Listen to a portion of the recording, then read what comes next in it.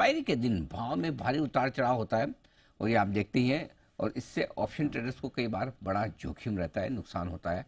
खासकर out of the money वाले options में अचानक से इन द मनी बनने की स्थिति जब आ जाती है तो फिर दिक्कत होती है। ऐसी स्थिति में जोखिम कम करने के लिहाज से सेबी नए ऑप्शंस पर विचार करिए, ऑप्शन मतलब विकल्प पर विचार करिए।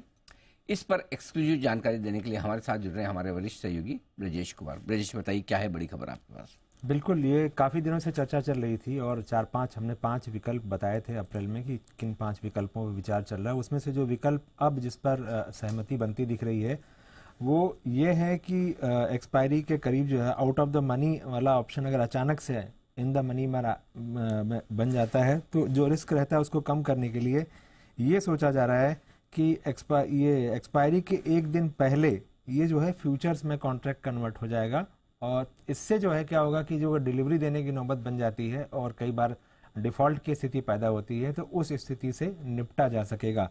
बाकी जो बचा हुआ फ्यूचर्स की पोजीशन है वो एक्सपायरी के दिन जो है वो क्लोज हो जाएगी और एक्सपायरी के दिन केवल फ्यूचर्स का ही जो कॉन्ट्रैक्ट है वो ट्रेड होगा। इस तरह का मॉडल जो है वो कमोडिटीज़ में लागू है, हमारे यहाँ MCX में भी इस तरह की व्यवस्था है। तो डिफ़ॉल्ट की स्थिति को रोकने के लिए ये ऑप्शन जो है अभी जिस पर जो है फाइनल किया जा रहा है ताकि मार्केट में जो रिस्क है उसको कम किया जा सके। कई ऐसी घटनाएं हुई थी, कई ऐसे इंसिडेंट हुए थे जहां पर यही देखा गया था कि अचानक जो है एक्सपायरी के दिन out of the money contract जो है इन द मनी में बदल गया था और जिसकी वजह से डिलीवरी लेने की नौबत आई थी और कई सारे लोगों को नुकसान हुआ था। एक हिंडाल्को का एपिसोड याद है लास्ट ईयर का जो एक एपिसोड था मारुति का अगस्त में हुआ था, वहाँ भी ऐसी स्थिति पैदा हुई थी।